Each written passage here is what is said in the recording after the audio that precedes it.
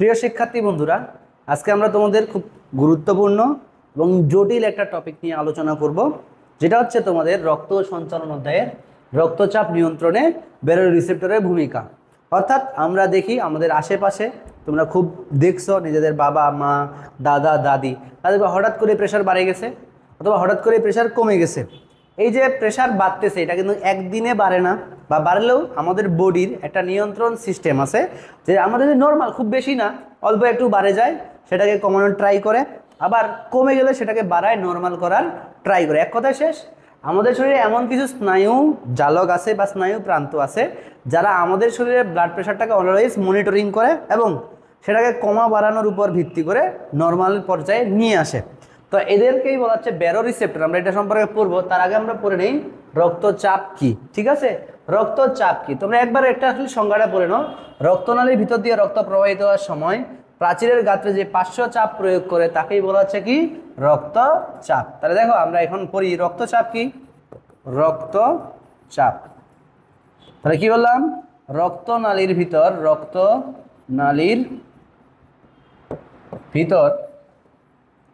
রক্ত সঞ্চালনের সময়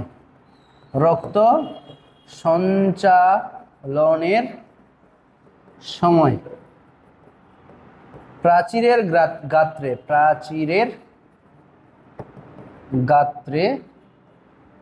যে পার্শ্ব চাপের সৃষ্টি হয় তাকে কি বলা হয়, রক্তচাপ বলে। ঠিক আছে, এখন ধরো আমরা যদি এটাকে বুঝতে যাই, ধরো এইটা একটা রক্তনালী, এই একটা রক্তনালী। এই রক্তনালীর ভিতর দিয়ে রক্ত সঞ্চালনের সময় এই রক্তগুলা প্রাচীরের গায়ে একটা বল প্রয়োগ করে বা চাপ সৃষ্টি করে। এই চাপটাকেই বলতেছি আমরা কি রক্তচাপ। ঠিক আছে, এটাকে কি বলতেছি আমরা রক্তচাপ। এখন আসি রক্তচাপের প্রকারভেদ।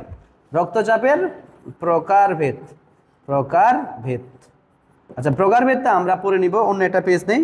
রক্তচাপের প্রকারভেদ কি, রক্তচাপের প্রকারভেদ।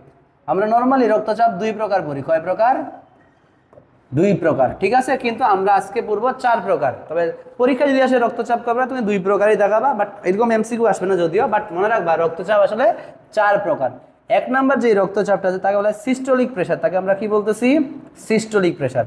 1 নম্বরে আসো সিস্টোলিক প্রেশার। এখন সিস্টোলিক প্রেশার আমরা কাকে বলবো, মাথায় রাখতে হবে যে আমাদের হৃৎপিণ্ড কিভাবে কাজ করে, সংকোচন এবং প্রসারণের মাধ্যমে। সংকোচনকে বলা হয় সিস্টোল, প্রসারণকে বলা হচ্ছে কি ডায়াস্টোল। এই যে হৃৎপিণ্ডের সংকোচনের সময়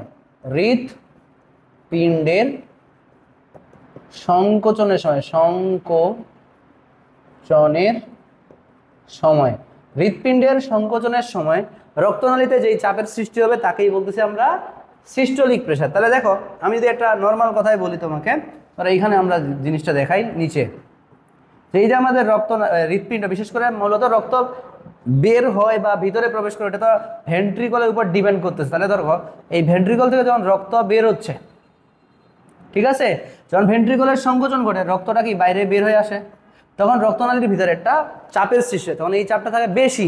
তোমরা মনে রাখবা যে যখন আমরা প্রেশার মাপি বা তোমরা আশেপাশে শুনবা যে এরকম করে বললো প্রেশার কত, বলে কি 120/80। তাহলে দুইটা মান আছে, একটা 120/80। এই যে বড় মানটা আছে না, বড় মানটা হচ্ছে কি সিস্টোলিক প্রেশারকে ইন্ডিকেট করে। কাকে? Systolic pressure. কেন?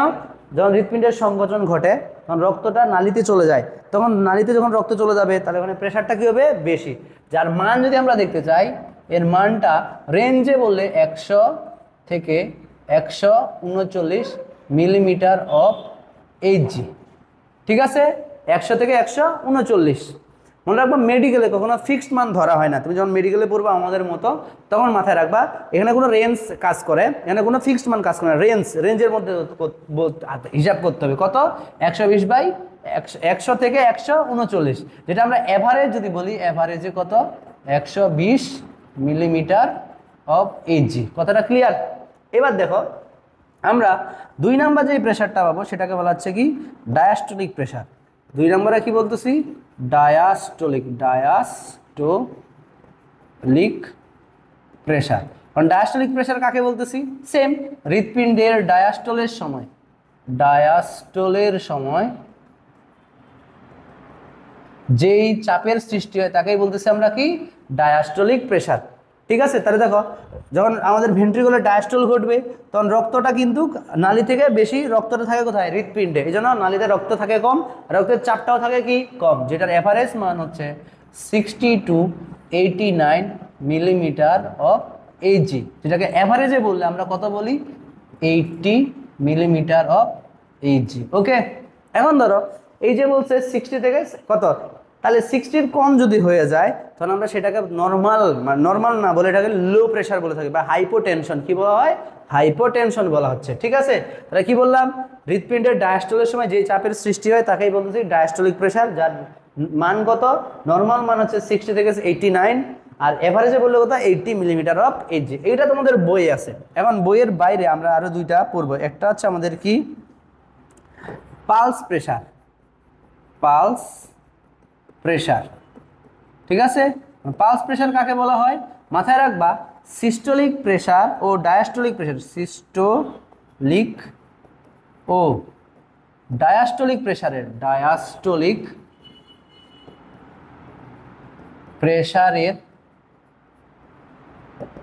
পার্থক্যকে কি বলা হয়, পালস প্রেশার বলে। ঠিক আছে, এখন সিস্টোলিক আর ডায়াস্টোলিক প্রেশারের পার্থক্য বলতে কি বোঝাচ্ছে, আমরা এইভাবে লিখতে পারি, এটা সমীকরণ দিয়ে লিখলে তোমার জন্য আরো সুবিধা হবে। দেখো, pulse pressure equal to systolic pressure minus diastolic pressure, অর্থাৎ সিস্টোলিক প্রেশারের যে মানটা আছে সেখান থেকে যদি আমরা ডায়াস্টোলিক প্রেশারটা বিয়োগ করি তাহলে আমরা কি পাবো, পালস প্রেশার পাই যাবো। কত হচ্ছে, এভারেজ থেকে বিয়োগ করো 120 মাইনাস 80 মানে কত হইলো, 40 মিলিমিটার অফ এইচজি। কথা ক্লিয়ার? তাহলে আমরা কি বললাম, ডায়াস্টোলিক প্রেশার আমরা কাকে, পালস প্রেশার কাকে বলতেছি, সিস্টোলিক প্রেশার এবং ডায়াস্টোলিক প্রেশারের পার্থক্যকে বলা হচ্ছে কি, পালস প্রেশারের, যার মান কত, 40 মিলিমিটার অফ এইচজি। ঠিক আছে, এটা মেডিকেলের প্রশ্ন আসছিল যে পালস প্রেশার কত। এবার দেখবো আমরা 3 নাম্বার পয়েন্ট, যেটা হচ্ছে কি, মিনস পালস প্রেশার। 3 নাম্বার না 4, means pulse pressure,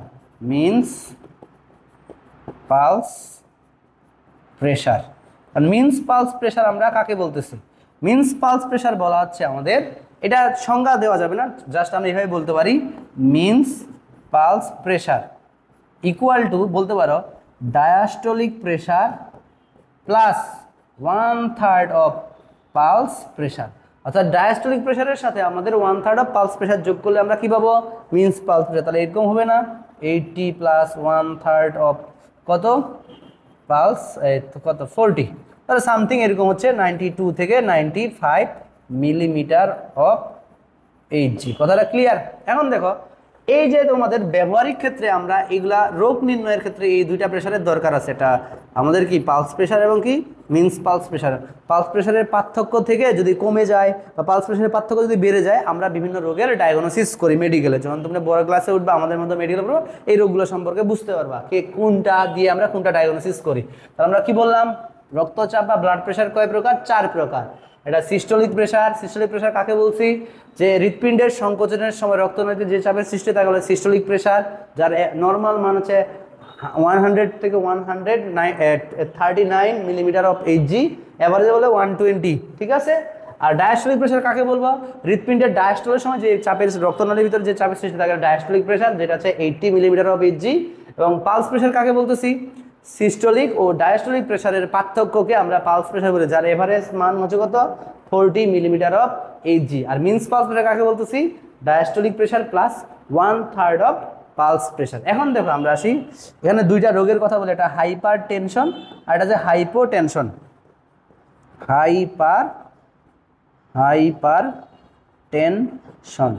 hyper tension বলতে কি বোঝাচ্ছে, হাইপার টেনশন উচ্চ রক্তচাপ, বাংলায় বললে কি, উচ্চ রক্তচাপ। তোমার মনে হয়তো বা প্রথম প্রশ্নটা এরকম থাকতে পারে যে যেই নর্মাল মানটা আছে 139, এর থেকে যদি বেশি রক্তচাপ হয়ে যায় তাকে বলে কি, উচ্চ রক্তচাপ। ঠিক আছে, বাট আমরা ব্যবহারিক ক্ষেত্রে বা আমরা যখন নিজেরা ডাক্তারি হচ্ছে করতে যাই বা রোগীকে দেখতে যাই, তখন কিন্তু আমাদের মাথায় 2-4টা জিনিস রাখতে হবে যে এটা সবসময় 140 হইলেই যে তাকে আমরা হাইপার টেনশন বলবো এমনটা না। একজন ব্যক্তি, এখন ধরো আমি এখন কুত্তার মতো দৌড়ে আসলাম জগিং করে, ঠিক আছে কি না?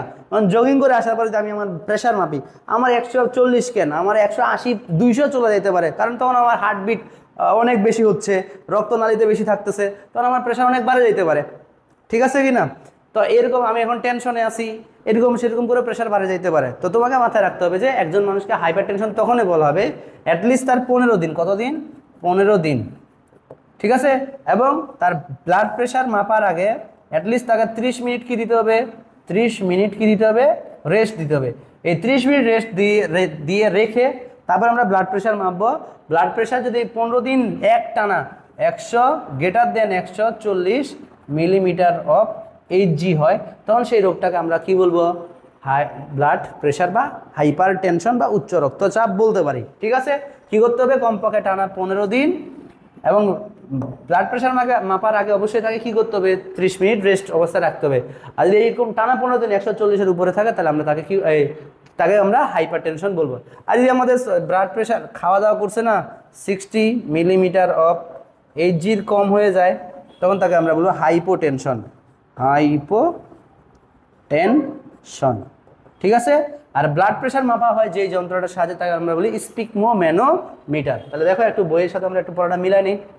এই যে দেখো, উচ্চ রক্তচাপ বা ব্লাড প্রেশার, রক্তনালীর ভিতর দিয়ে রক্ত প্রবাহিত হওয়ার সময় প্রাচীরের গাত্রে যে পার্শ্বচাপ প্রয়োগ করে তাকে আমরা রক্তচাপ বলে।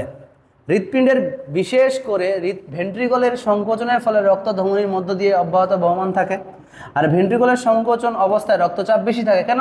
রক্তটা হৃৎপিণ্ড থেকে বের হয়ে গেছে, ঠিক আছে? এই চাপকে সিস্টোলিক প্রেশার বলে, কিন্তু এটা সংজ্ঞা দিলে তো হবে না, তুমি এভাবে লিখবা হৃৎপিণ্ডের সংকোচনের সময় যেই রক্তনালীতে যে চাপের সৃষ্টি হয় তাকেই বলা হচ্ছে কি?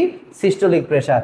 অন্যদিকে ভেন্ট্রিকলের প্রসারণকালে অর্থাৎ ডায়াস্টলের সময় সর্বনিম্ন পর্যায়ে চলে আসে, একে বলা হয় কি? ডায়াস্টলিক প্রেশার, যার অ্যাভারেজ মান দেখো 139 পর্যন্ত, বা অপটিমাম বলে 120, আর ডায়াস্টলিক প্রেশারটা কত? 60 থেকে 89, অপটিমাম বলে 80 মিলিমিটার অফ এইচজি, ঠিক আছে? দেখো লেখা আছে রক্ত স্বাভাবিক সীমার উপরে থাকলে তাকে উচ্চ রক্তচাপ, এবং স্বাভাবিক সীমার নিচে থাকলে সেটাকে বলে কি রে? নিম্ন রক্তচাপ বা হাইপোটেনশন বলে। তবে ওই যে বললাম কনসিডারেবল। এবং মানুষের রক্তচাপ মাপার যন্ত্রের নাম হচ্ছে স্পিগমোম্যানোমিটার। খুবই ইম্পর্টেন্ট একটা এমসিকিউর জন্য, যে রক্তচাপ মাপার যন্ত্রের নাম কি, তখন তোমাকে বলতে হবে স্পিগমোম্যানোমিটার।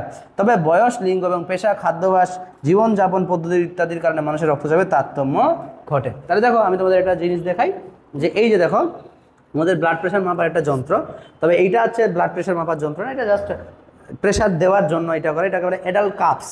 আমাদের ব্লাড প্রেশার মাপার যন্ত্র হচ্ছে এইটা, এই ঘড়ির মতো একটা জিনিস দেখবা, এটা দিয়ে আমরা ব্লাড প্রেশার মাপি বা দেখি।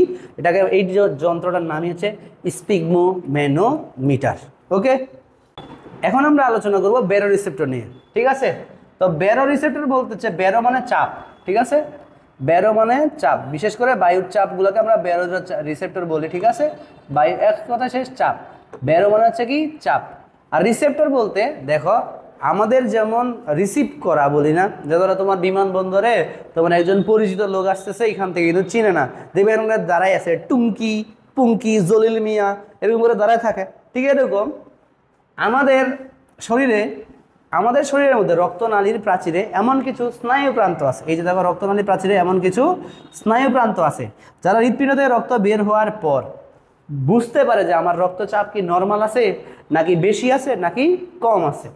এই যে স্নায়ু প্রান্তগুলো যারা রক্তনালীর ভিতরে চাপটাকে বুঝতে পারে এবং যদি বেড়ে যায় অথবা কমে যায়, তাদেরকে নর্মাল পর্যায়ে নিয়ে আসা ট্রাই করে, সেই জিনিসগুলোকেই বলতেছি আমরা ব্যারো রিসেপ্টর। তাহলে কি বললো? মানুষের রক্তবাহিকার প্রাচীরে বিশেষ সংবেদী স্নায়ুর প্রান্ত থাকে, এগুলো রক্তচাপ পরিবর্তনে বিশেষভাবে সাড়া দেয় এবং দেহের রক্তচাপের ভারসাম্য রক্ষা করে। আর এই সংবেদী স্নায়ু প্রান্তগুলোকেই বলতেছি আমরা কি? Barrow receptor. তাহলে আমরা একটু হোয়াইট বোর্ডের মধ্যে চলে যাই। ধরো এই হচ্ছে আমাদের ব্যারো রিসেপ্টর। কি বললাম? যে সকল স্নায়ু প্রান্ত রক্তনালী প্রাচীরে থেকে রক্তের চাপ নিয়ন্ত্রণ করা ট্রাই করে তাদেরকেই বলতেছি আমরা কি ব্যারো রিসেপ্টর। ঠিক আছে, এখন ব্যারো রিসেপ্টর দুই প্রকার। কয় প্রকার? দুই প্রকার। একটা হচ্ছে উচ্চ রক্তচাপ ব্যারো রিসেপ্টর, উচ্চ রক্তচাপ ব্যারো রিসেপ্টর, ব্যারো রিসেপ্টর। আর এটা হচ্ছে কি নিম্ন রক্তচাপ ব্যারো রিসেপ্টর, নিম্ন রক্তচাপ ব্যারো রিসেপ্টর, ব্যারো রিসেপ্টর। ঠিক আছে, কারণ উচ্চ রক্তচাপ ব্যারো রিসেপ্টর এবং নিম্ন রক্তচাপ ব্যারো রিসেপ্টর, এই যে দুইটার কথা বললাম, তাদের কাজ কিন্তু দুইজনেরই কাজ হচ্ছে রক্তচাপকে নর্মাল করা। এখন ধরো আমার শরীরে রক্তচাপ বাড়ে গেল, এর মানে এটা না যে উচ্চ রক্তচাপ শুধুমাত্র উচ্চ রক্তচাপটাকে নিয়ন্ত্রণ করে আর নিম্ন রক্তচাপ ব্যারো রিসেপ্টর শুধুমাত্র নিম্ন রক্তচাপকে নিয়ন্ত্রণ করে, এমন না। ধরো আমাদের রক্তচাপ যদি বেড়ে যায় তাহলে এই যে ব্যারো রিসেপ্টরগুলো আছে তারা সেটাকে কমায় কি করে? নর্মাল করে। কি করে? নর্মাল করার ট্রাই করে, কমায় নর্মাল করার ট্রাই করে। আবার যদি রক্তচাপ আমাদের কি হয়? কমে যায়, তাহলে এটাকে বাড়ায়া কি করবে? নর্মাল করবে। অর্থাৎ উচ্চ রক্তচাপ ব্যারো রিসেপ্টরগুলা রক্তচাপ বাড়লে তাকে নর্মালে নিয়ে আসে, কমলেও তাকে কি করে? নর্মালে নিয়ে আসার ট্রাই করে। ঠিক একইভাবে নিম্ন রক্তচাপ যে ব্যারো রিসেপ্টরগুলো আছে তারাও কিন্তু সেম কাজগুলাই করে, তারাও কি করে? সেম কাজগুলাই করে। তবে অর্থাৎ তারাও রক্তচাপ বাড়লে কমায়, কমলে বাড়ায়। তবে পার্থক্য কোথায়? পার্থক্য তাহলে কোথায়? পার্থক্য এদের কাজের ধরন আলাদা, এদের কাজের ধরন আলাদা। তাদের কি কাজের ধরন আলাদা, তাদের কাজের ধরন হচ্ছে কি আলাদা। এই একভাবে কাজ করে তো এ আরেকভাবে কাজ করে। ঠিক আছে, তবে দুইজনেরই দায়িত্ব হচ্ছে কি রক্তচাপকে নর্মাল করা। উচ্চ রক্তচাপ বাড়লে কমাবে, কমলে বাড়াবে। নিম্ন রক্তচাপ ব্যারো রিসেপ্টর কমলে বাড়াবে, বাড়লে কমাবে। এখন কিভাবে করতেছে সেটা একটু দেখি। এবার আসে আমাদের উচ্চ রক্তচাপ ব্যারো রিসেপ্টর। কি? উচ্চ রক্তচাপ ব্যারো রিসেপ্টর। উচ্চ রক্তচাপ ব্যারো রিসেপ্টরের কাজ কি? ঠিক আছে, উচ্চ রক্তচাপ ব্যারো রিসেপ্টর কিভাবে কাজ করে দেখো। প্রথমে আমরা তার অবস্থানটা দেখে নেই। কি অবস্থান? অবস্থান এটা দুই জায়গায় অবস্থান করে মূলত। একটা হচ্ছে আমাদের arch of aorta, arch of aorta, আর এটা হচ্ছে কি ক্যারোটিড সাইনাস, ক্যারোটিড সাইনাস। ঠিক আছে,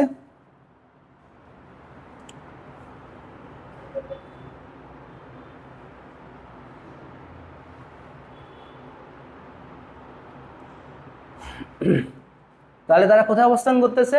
আর্চ অফ অ্যাওর্টা এবং ক্যারোটিড সাইনাসে। এখন তুমি বলতে পারো স্যার কোথায় আর্চ অফ অ্যাওর্টার কোথায় এবং ক্যারোটিড সাইনাসের কোথায় অবস্থান করে? ধরো এটা মানুষের হৃৎপিণ্ড, আমি নর্মাল ছবি আঁকতেছি। এই হৃৎপিণ্ড থেকে রক্ত বের হয় কার মাধ্যমে? মহাধমনী। মহাধমনী যখন উঠে এটাকে বলে ঊর্ধ্বমুখী বা অ্যাসেন্ডিং অ্যাওর্টা। এবারে মহাধমনী এটা যায় বাঁক নেয়, কি নেয়? বাঁক নেয়। এই বাঁক নেওয়া প্রান্তটাকে বলতেছি আমরা কি আর্চ অফ অ্যাওর্টা। এই আর্চ অফ এটাকে বলা হচ্ছে কি আর্চ অফ অ্যাওর্টা। ঠিক আছে, কারণ তুমি জানো যে এই আর্চ অফ অ্যাওর্টা থেকে তিনটা নালীর সৃষ্টি হয়, তিনটা নালীর সৃষ্টি হয়। এটার নাম কি রে? ব্রাকিওসেফালিক ট্রাঙ্ক, যেটার আবার দুইটা পার্ট আছে, রাইট কমন ক্যারোটিড আর্টারি আর আমাদের কি হচ্ছে রাইট সাবক্লেভিয়ান। তাহলে দেখো এই যে রাইট কমন ক্যারোটিড আর্টারি উপরের দিকে উঠলো, আর এটা বলে লেফট কমন ক্যারোটিড আর্টারি, এটা উপরের দিকে উঠলো। তার একটা জায়গায় গিয়া কি হয়? মিলিত হয়। এই মিলিত স্থানটাকে বলতেছি আমরা ক্যারোটিড সাইনাস, ক্যারোটিড সাইনাস। মাথায় রাখবা এই ক্যারোটিড সাইনাসে কতগুলা আমাদের কি থাকে? স্নায়ু প্রান্ত থাকে। এই জায়গায় কতগুলা স্নায়ু প্রান্ত থাকে, এটাকে বলতেছি আমরা ক্যারোটিড বডি। কি? Carotid body. এবং এই যে আমাদের আর্চ অফ অ্যাওর্টা আছে না, এই জায়গায় কতগুলো সাইনাস থাকে, কি থাকে? স্নায়ু প্রান্ত থাকে, তাদেরকে বলে অ্যাওর্টিক বডি, অ্যাওর্টিক বডি। কি বুঝাইলাম যে ক্যারোটিড সাইনাসে কতগুলো স্নায়ু প্রান্ত আছে যাদেরকে ক্যারোটিড বডি, আর আর্চ অফ অ্যাওর্টায় কতগুলা স্নায়ু প্রান্ত আছে যারা রিসেপ্টর আছে তারা হচ্ছে কি অ্যাওর্টিক বডি। ঠিক আছে, এখন দেখো কি ঘটনা ঘটতেছে, কিভাবে কার্যক্রমটা করতেছে তারা, কার্যক্রম। ঠিক আছে, ওদের কার্যক্রম বা কার্যকৌশল যেটাই বলো। তো মনে করো যে আমার শরীরে এবার ব্লাড প্রেশার বাড়ে গেল, কি হলো, বিপি বাড়ে গেল। তাহলে এই যে হৃৎপিণ্ড থেকে রক্ত বের হচ্ছে বেশি বেশি, তো এখান দিয়ে আমাদের প্রেশারটা একটু বেশি, এদিক দিয়ে যাচ্ছে, এদিকে রক্তের প্রেশার বেশি, এদিক দিয়ে গিয়া এখানে বুঝতেছে সে আমার শরীরে রক্তের প্রেশার এখন কি বেশি। যদি আমার শরীরে ব্লাড প্রেশার বেড়ে যায় তখন এই যে আমাদের ক্যারোটিড বডি এবং অ্যাওর্টিক বডি থেকে সিগন্যাল আমাদের মস্তিষ্কের একটা জায়গায় যায়, সেটা হচ্ছে মেডুলা অবলাঙ্গাটা। ধরো এটা আমাদের মস্তিষ্ক, মস্তিষ্কের শেষ প্রান্তটাকে বলতেছে আমরা মেডুলা অবলাঙ্গাটা। ঠিক আছে, এটাতে আমাদের সিগন্যাল পাঠাইলো কার মাধ্যমে, দুইটা স্নায়ুর মাধ্যমে। মনে রাখবা অ্যাওর্টিক বডি যেটার মাধ্যমে পাঠায় তার নাম হচ্ছে ভেগাস নার্ভ বা ভেগাস স্নায়ু, ভেগাস স্নায়ু। অর্থাৎ অ্যাওর্টিক বডি ভেগাস স্নায়ুর মাধ্যমে সিগন্যাল কোথায় পাঠাচ্ছে, আমাদের মস্তিষ্কের মেডুলা অবলাঙ্গাটায়।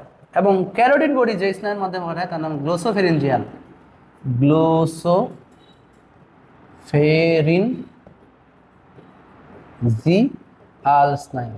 তাহলে হচ্ছে কি আমাদের ক্যারোটিড বডি থেকে যাচ্ছে গ্লোসোফেরিঞ্জিয়াল স্নায়ুর মাধ্যমে, এবং অ্যাওর্টিক বডি থেকে যাচ্ছে ভেগাস স্নায়ুর মাধ্যমে সিগন্যাল কোথায় যায়, মেডুলা অবলাঙ্গাটা। এটা হচ্ছে কি মেডুলা অবলাঙ্গাটা, অবলাঙ্গাটা। তোমরা 9 10-এ পড়ছো যে আমাদের যে মস্তিষ্ক আছে, মস্তিষ্কের তিনটা পার্ট, অগ্র মস্তিষ্ক, মধ্য মস্তিষ্ক আর কি পশ্চাৎ মস্তিষ্ক।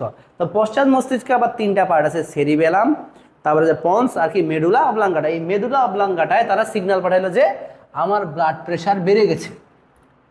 তখন এই মেডুলা অবলাঙ্গাটায় আরেকটা কেন্দ্র আছে, আরেকটা আলাদা কেন্দ্র আছে যার নাম ভেসো মোটর কেন্দ্র।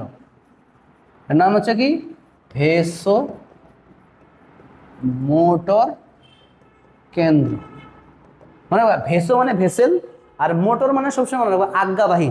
অর্থাৎ তারা কোন একটা রক্তনালী বা কোন একটা অঙ্গকে আজ্ঞা প্রদান করে সংকোচন প্রসারণ হইতে বেশি করতে, বা সংকোচন প্রসারণ হইতে মানে কি আজ্ঞা দেয় এই ভেসো মোটর। তখন এখান থেকে যখন ব্লাড প্রেশার আমাদের বেড়ে গেল তখন কি হইলো, আমরা যদি একদম সিকোয়েন্স অনুযায়ী বলি তাহলে কি হচ্ছে যে অ্যাওর্টিক বডি ও ক্যারোটিড বডি, ক্যারোটিড বডির মাধ্যমে সিগন্যাল কোথায় যাচ্ছে, সিগন্যাল মেডুলা অবলাঙ্গাটা আছে, মেডুলা অবলাঙ্গাটা, অবলাঙ্গাটাতে গেল। যখন মেডুলা অবলাঙ্গাটাতে গেল সিগন্যাল, তখন কি হবে, মেডুলাতে অবলাঙ্গাটাতে যাওয়ার পরে ভেসো মোটর কেন্দ্র অবদমিত হবে, ভেসো মোটর কেন্দ্র কি হবে, দমিত হবে। দমিত হবে মানে কি, সে কাজ করা কমায় দিবে। দমিত হয় মানে কি, কাজ করা কমায়। ঠিক আছে, তখন দেখবা এই যে ভেসোমোটর কেন্দ্র যখন আমাদের কাজ করা কমায় দিল, তখন তারা কিন্তু মেইনলি আমাদের হৃৎপিণ্ডকে সিগন্যাল পাঠায়, হৃৎপিণ্ডকে সিগন্যাল পাঠায় যে তুমি হার্টবিট কমায় ফেলো। তাহলে তো এখান থেকে ভেসোমোটর থেকে কোথায় যাবে সিগন্যাল, ভেসো মোটর থেকে সিগন্যাল কোথায় যাবে, সিগন্যাল হৃৎপিণ্ডে, হার্টে কি হবে, কম যাবে। অর্থাৎ এখান থেকে আমাদের হার্টের মধ্যে সিগন্যাল কম যাচ্ছে, তখন হার্ট বিট আমার কমে যাচ্ছে। কি হচ্ছে, হার্ট বিট কমে। আর যদি হার্ট বিট কমে যায় তাহলে হার্ট বিট কমলে এদিক দিয়ে রক্ত বের হবে কম, আর রক্ত কম বের হলে আমাদের কি হবে, ব্লাড প্রেশার নর্মাল হয়ে আসবে। কি হবে, নর্মাল হয়ে আসবে। তাহলে সিকোয়েন্সটা একটু বুঝো যে প্রথমে কি হইলো, যে যখন আমাদের শরীরে ব্লাড প্রেশার কি হয়, বাড়ে যায়, এই যে ব্লাড প্রেশার কি হচ্ছে, বাড়ে যাবে, তখন অ্যাওর্টিক বডি এবং ক্যারোটিড বডি থেকে সিগন্যাল মেডুলা অবলাঙ্গাটায় যাবে। তখন ভেসোমোটর কেন্দ্রটাকে দমিত করবে, অর্থাৎ তারা তাকে সাপ্রেস করবে যে ভাই আমার প্রেশার বাড়ে যাচ্ছে, তুমি আমাকে বেশি সিগন্যাল দিও না, ঠিক আছে, নাহলে সমস্যা হইতে পারে। তখন তারা আবার কি করে, ভেসোমোটর কেন্দ্র যখন দমিত হয় তখন এখান থেকে হৃৎপিণ্ডে সিগন্যাল যায় কম, যে আমার এখন সিগন্যাল এখানে কম আসতেছে, মানে হার্টবিট আমার কি হবে, আস্তে আস্তে হবে, এই জন্য হার্টবিটটা কমে যায়। হার্টবিট কি হচ্ছে, কমে যাচ্ছে। আর হার্টবিট যদি কমে যায় তাহলে হার্ট বিট করতেছে কম, মানে রক্ত বেরোচ্ছে কম, আর রক্ত কম বেরোলে ব্লাড প্রেশার কি হবে, কমে নর্মাল হয়ে যাবে। তাহলে দেখো এবার যদি উল্টো কথাটা বলি, কি উল্টো, যে ব্লাড প্রেশার আমার কি হয়েছে, বাড়ে গেছে, ব্লাড প্রেশার কি হইলে এবার বাড়ে গেল, ধরো ব্লাড প্রেশার আমার কি হয়েছে, বাড়ে গেছে, তখন সেম অ্যাওর্টিক বডি এবং ক্যারোটিড বডি, সরি এটা তো বারে বললাম, ধর এবার উল্টাটা বললাম যে ব্লাড প্রেশার আমার কি হলো, কমে গেল, ব্লাড প্রেশার আমার কি হয়েছে, কমে গেছে। ব্লাড প্রেশার যদি কমে যায় তাহলে সেম এখানে আমাদের সিগন্যাল যাবে যে আমার রক্ত কম, ব্লাড প্রেশার কমে গেছে, তখন ভেসোমোটর কেন্দ্রটা দমিত না হয় কী হবে, উদ্দীপিত হবে, সে আবার কোথায় পাঠাবে, আমাদের হার্টে সিগন্যাল পাঠাবে বেশি বেশি, তখন হার্ট বিট করবে কি রে, বেশি বেশি, হার্টবিট যত বেশি করবে তখন বাইরে রক্ত বেরোবে বেশি, সুতরাং আমার ব্লাড প্রেশার কী হবে, আবার বেড়ে গিয়ে নর্মালে পরিণত হচ্ছে। কথাটা ক্লিয়ার? তাহলে এই যে দেখো একটু লাইনটা পড়ে নাও, যে উচ্চ রক্তচাপ ব্যারো রিসেপ্টর বা আর্টারিয়াল ব্যারো রিসেপ্টর অনুগ্রস্ত অ্যাওর্টিক আর্টস এবং ডান এবং বাম অন্তস্থ ক্যারোটিড ধমনির সাইনাসে এসব ব্যারো রিসেপ্টর অবস্থান করে। আমরা আগেই পড়ছি, রক্তের চাপ বেড়ে গেলে অর্থাৎ রক্তনালী প্রসারণ ঘটলে সেখানে ব্যারো রিসেপ্টরগুলো উদ্দীপ্ত হয় এবং এই উদ্দীপনা মস্তিষ্কের মেডুলায় সঞ্চালিত হয়, সেখানে ভেসোমোটর কেন্দ্রটি দমিত হয়, মানে ভেসোমোটর কেন্দ্রটা কাজ করা কমায় দেয়, ফলে সিম্প্যাথেটিক স্নায়ু বরাবর হৃৎপিণ্ড এবং রক্তনালীতে আজ্ঞাবহ উদ্দীপনা পরিবহন কি হয়, হ্রাস পায়। আজ্ঞাবহ উদ্দীপনার কমতিতে হৃৎপিণ্ডের পাম্পিং ক্রিয়া এবং রক্তনালীর মধ্যে রক্ত সংবহনের মাত্রা কি হয়, কমে যায়, এই রক্তচাপ স্বাভাবিক অবস্থায় ফিরে আসে। আবার উল্টাটা, যদি রক্তচাপ পড়ে যায় ক্যারোটিড এবং ক্যারোটিড রিসেপ্টর থেকে সংকেত যথাক্রমে গ্লোসোফেরিঞ্জিয়াল এবং ভ্যাগাস স্নায়ুর ভিতর দিয়ে প্রবাহিত হয়, তখন মেদুলা অবলাঙ্কাটায় জড়ো হয়। মেদুলা অবলাঙ্কাটা তথ্যগুলোকে হৃৎপেশি, কার্ডিয়াক, পেসমেকার ইত্যাদি আর্টারিয়াল ধমনী প্রেরণ করে, ফলে হৃদস্পন্দন দ্রুত হয়, সজোরে সংঘটিত এবং ধমনীতে রক্তের চাপ কি হয়, স্বাভাবিক হয়ে আসে। তাহলে অর্থাৎ তারা কমলে বাড়াচ্ছে, আবার বাড়লে কি হচ্ছে, কমাচ্ছে। এটাই হচ্ছে উচ্চ রক্তচাপ ব্যারো রিসেপ্টরের কাজ এবং কিভাবে ক্রিয়া কৌশলটা করে সেটা আমরা বুঝলাম। কি বললাম আবার দেখো, যে বিপি বাড়ে গেলে এটা হচ্ছে ক্যারোটিড বডি মেডুলা অবলাঙ্কাটার সিগন্যাল যায়, তারা ভেসোমোটরকে দমিত হয়, ভেসোমোটর দমিত হলে আমাদের ভেসোমোটর কেন্দ্র থেকে হৃৎপিণ্ডের সিগন্যাল যাবে কম, আজ্ঞাবাহী স্নায়ু যাবে কম, হার্টবিট কম হবে, হার্টবিট কম হলে রক্তনালীতে রক্ত থাকবে কম, রক্তচাপ কি হবে, নর্মাল। এবার ধরো উল্টাটা, যে আমাদের কি হইলো, রক্তচাপ কি হলো, কমে গেল, রক্তচাপ যদি কমে যায় তখন তারা ওই যে আবার সিগন্যাল পাঠাবে, তখন ভেসোমোটরের কেন্দ্রগুলো দমিত না হয় কি উদ্দীপিত হবে, উদ্দীপিত হলে ভেসোমোটর থেকে সিগন্যাল হৃৎপিণ্ডে যাবে কম, না যায় কি যাবে, বেশি যাবে, কি যাবে, বেশি। আর বেশি জায়গায় গেলে হার্টবিট কমবে না, কমার জায়গায় কী হবে, বাড়ে। আর সবার শেষে ব্লাড প্রেশার যদি আমাদের এখান থেকে যদি হার্টবিট বাড়ে যায়, রক্তনালীতে রক্ত বেশি যায়, তাহলে ব্লাড প্রেশার কী হয়ে যায়, নর্মাল। এবার আমরা আসবো কোথায়, নিম্ন রক্তচাপ ব্যারো রিসেপ্টর, নিম্ন রক্তচাপ ব্যারো রিসেপ্টর, ঠিক আছে। নিম্ন রক্তচাপ ব্যারো রিসেপ্টর কিভাবে কাজ করে, ঠিক আছে। তো এটার আরেকটা নাম হচ্ছে আয়তন রিসেপ্টর, এটার নাম কি, আয়তন রিসেপ্টর। তাহলে এটা রক্তের আয়তন কমা বাড়ানোর মাধ্যমে রক্তচাপটাকে নিয়ন্ত্রণ করে। কেমনে করে দেখো, সেটার জন্য আগে আমাদের মূত্র তৈরি প্রক্রিয়াটা বুঝতে হবে।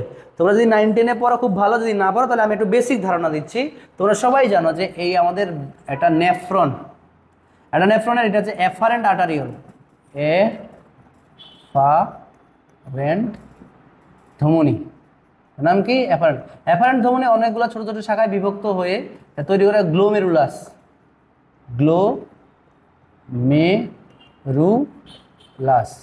এবং এরপরে যেটা আসে সেটার নাম ইফারেন্ট ধমনী, এটার নাম কি, ইফারেন্ট ধমনী। এবং এর নিচে একটা কাপের মতো অংশ আছে, যাকে আমরা কি বলি, বলতেছি বোমেন্স ক্যাপসুল। এরপরে পেঁচানো নালিকা আছে, হ্যানলির লুব আছে, দূরবর্তী পেঁচানো নালিকা আছে, এবং সেখানে গিয়ে সবার শেষে সংগ্রাহক নালিকা। এই সংগ্রাহক নালিকায় গিয়া কি হয়, মূত্র সংরক্ষিত হয়। ঠিক আছে, তাহলে দেখো এটা দিয়ে কিভাবে হয় মনে রাখবা, আমাদের বৃক্কের মধ্যে প্রতি মিনিটে প্রায় 1200 মিলিলিটার, কত 1200 মিলিলিটার রক্ত প্রবাহিত হয়। ঠিক আছে, এই রক্তটা গিয়ে এখানে গিয়ে আমাদের প্রয়োজনীয় রক্তকণিকাগুলো এবং প্রোটিন আটকা পড়ে যায় এবং বর্জ্য উপাদান সহ একটা তরল অংশ এখানে কি হয়, জমা হয়, যাকে বলে গ্লোমেরুলার ফিল্ট্রেট। কি বলে এটাকে, গ্লোমেরুলার ফিল্ট্রেট।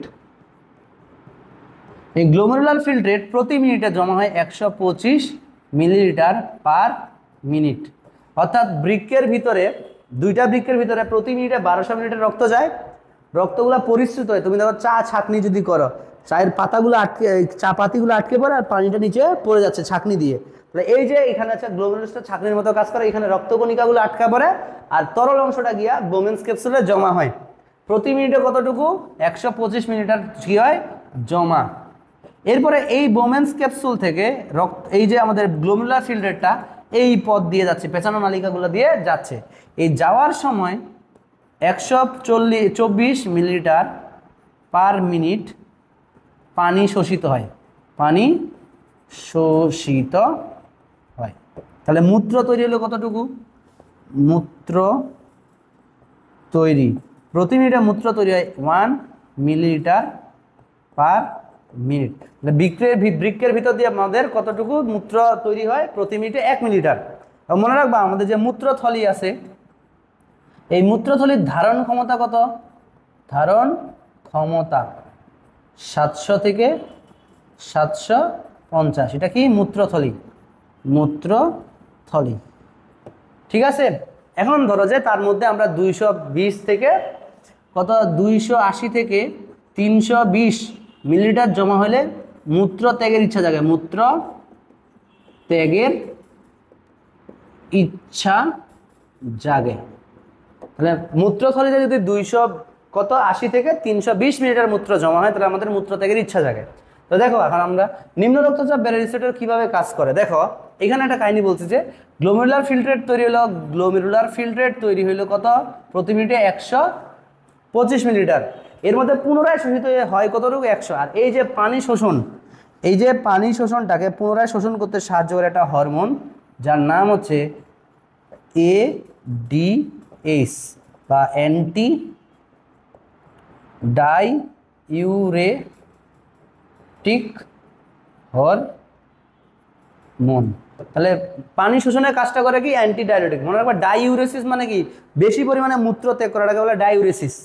এখন বলছে যে এই ডাইউরেসিস করতে দেয় না যে হরমোনটা, তার নাম কি, অ্যান্টি ডাইউরেটিক হরমোন। এখন ধরো আমার নিম্ন রক্তচাপ ব্যারিয়ার রিসেপ্টর কিভাবে কাজ করে, ক্রিয়া কৌশল দেখো, ক্রিয়া কৌশল।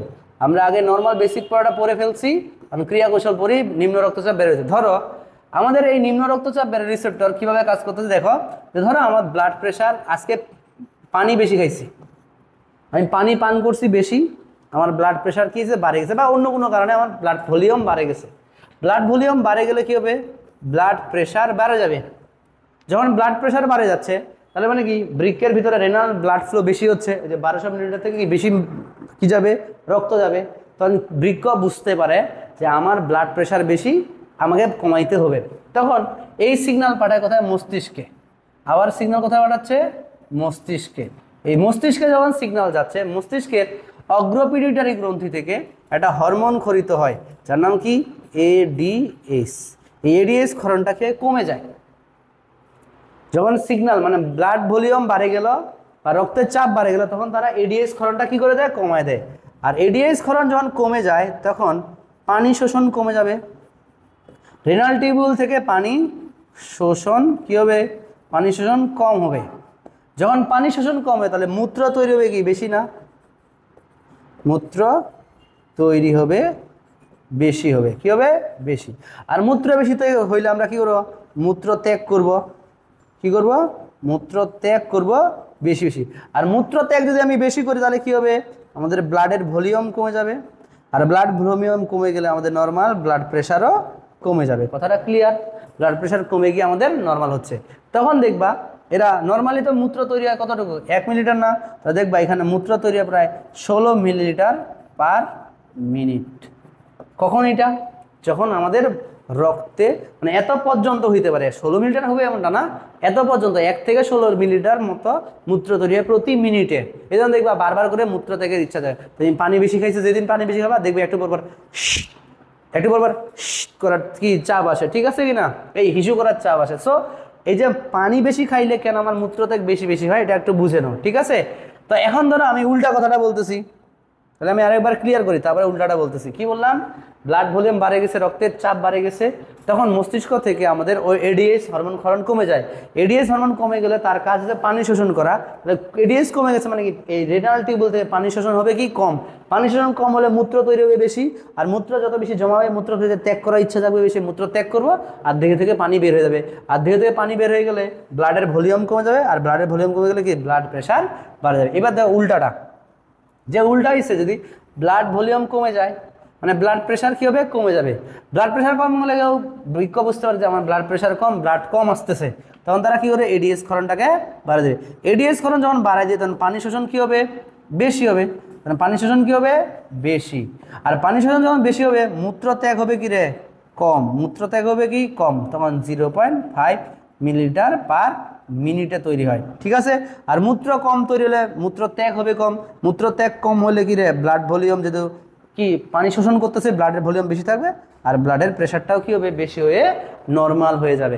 এটা হচ্ছে কি নিম্ন রক্তচাপ বেরো রিসেপ্টরের ক্রিয়া কৌশল। একটু বইয়ের সাথে রিডিং মিলায় নাও, দেখো যে নিম্ন রক্তচাপ বেরো রিসেপ্টর বড় বড় সিস্টেমিক শিরা এবং পালমোনারি রক্তবাহিকা এবং ডান এট্রিয়াম ডান ভেন্ট্রিকুলার পাশে রিসেপ্টর এই ধরনের এসব রিসেপ্টর রক্তের আয়তন নিয়ন্ত্রণের মাধ্যমে রক্তচাপকে স্বাভাবিক রাখে। এজন্য রক্তের আয়তন কমে গেলে রক্তচাপ কমে যায়, তখন আয়তন রিসেপ্টর মস্তিষ্কের হাইপোথ্যালামাসে বার্তা প্রেরণ করে। কোথায় বলা গেল? মস্তিষ্কে। ফলে পিটুইটারি গ্রন্থির নিউরো হাইপোফাইসিস কর্তৃক অ্যান্টি ডায়ুরেটিক হরমোন, যার আরেকটা নাম হচ্ছে ভেসোপ্রেসিন। এমসিতে প্রশ্ন আসতে পারে অ্যান্টি ডায়ুরেটিক হরমোনের অপর নাম কি, তখন তোমাকে ভেসোপ্রেসিন ক্ষরণ বেড়ে যায়। উক্ত হরমোন বৃক্কীয় নালিকায় পানি পুনরায় শোষণ বাড়িয়ে দেয়, ফলে রক্তের আয়তন বৃদ্ধির মাধ্যমে রক্তচাপকে বাড়ায়। আবার ভেসোপ্রেসিন হরমোন সরাসরি রক্তনালিকার সংকোচন ঘটেও রক্তচাপ বৃদ্ধি করতে পারে, ঠিক আছে। এটা হচ্ছে তোমার একটা কাহিনী। উল্টাটা যদি বলো তাহলে এরকম রক্ত ভলিউম বাড়ে গেছে, রক্তের ভলিউম বাড়ে গেলে এডিএস ক্ষরণ কমে যাবে, পানি শোষণ কমে যাবে, আর পানি মূত্র ত্যাগ সৃষ্টি হবে বেশি, মূত্র ত্যাগ হবে বেশি, রক্তের ভলিউম কমে গেলে আবার নর্মাল হয়। এছাড়াও বলছে যে ভেসোপ্রেসিন হরমোন সরাসরি রক্ততালিকাকে সংকোচন ঘটিয়ে রক্তচাপ বৃদ্ধি করে এবং রক্তের আয়তন তথা রক্তচাপ কমে গেলে স্বয়ংক্রিয় সিম্প্যাথেটিক স্নায়ু উদ্দীপ্ত হওয়ায় বৃক্কের অন্তর্বাহী ধমনির জাক্সটাগ্লুমেরুলার থেকে একটা রেনিন নামক হরমোন তৈরি করে। এবং এই একটা রেনিন মানে একবার রেনিন অ্যানজিওটেনসিন নামে একটা ক্রিয়া কৌশল আছে যার মাধ্যমে তারা রক্তচাপকে নিয়ন্ত্রণ করতে পারে। ওকে, ওগুলো তোমরা বুঝবা না, রেনিন অ্যানজিওটেনসিনের কাহিনীটা সেটা আমাদের মেডিকেলে আছে। সো আজকের পড়া এই পর্যন্তই, আশা করি জিনিসটা বুঝছো। একবার ভিডিওটা দেখবা আর একটু ধীরে সুস্থে, আবার 2x দেখতে যায় না, 1x নর্মালি দেখবা, দেন তুমি আরেকবার রিডিং দিবা, তাহলে দেখবা তোমার বই একদম ক্লিয়ার হয়ে গেছে। ধন্যবাদ সবাইকে।